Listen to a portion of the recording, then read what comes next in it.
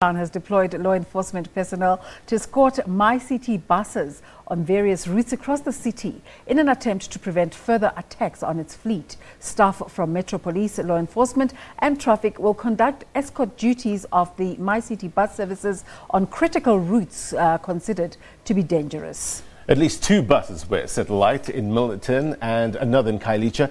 For the latest on the story across live to our reporter Mariska Botha. Mariska, thank you very much indeed for your time. Did it have to get to the stage where we see law enforcement escorting MyCiti buses? Indeed, we have come to that stage. We are here in Khayelitsha this morning at the Khayelitsha South interchange, where we witnessed ourselves this morning.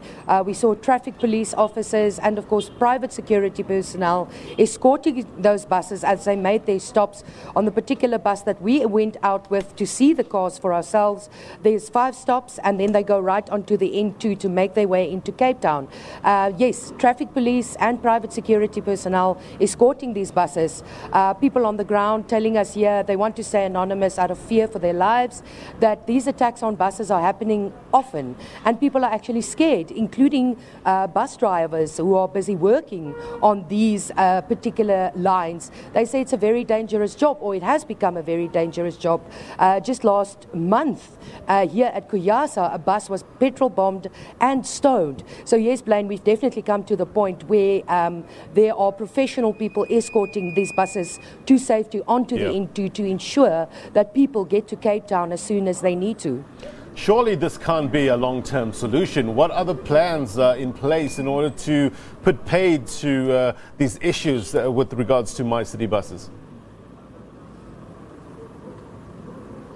Well, our colleagues in our office spoke this morning to JP Smith, who is, of course, in charge of security in the city. And he said exactly what you're saying now. This is unsustainable because it is draining resources from the city's police services that could be used elsewhere.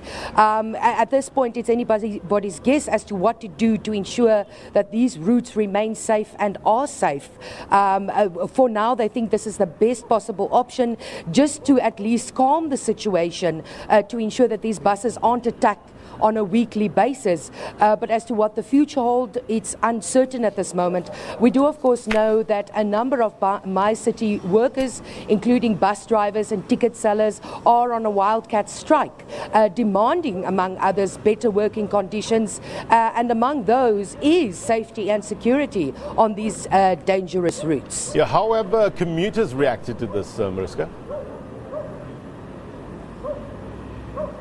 Well, the commuters that we spoke to this morning on the buses itself have welcomed this, saying for them too, it's a nerve-wracking experience coming here in the morning, especially for those who travel when it's still dark.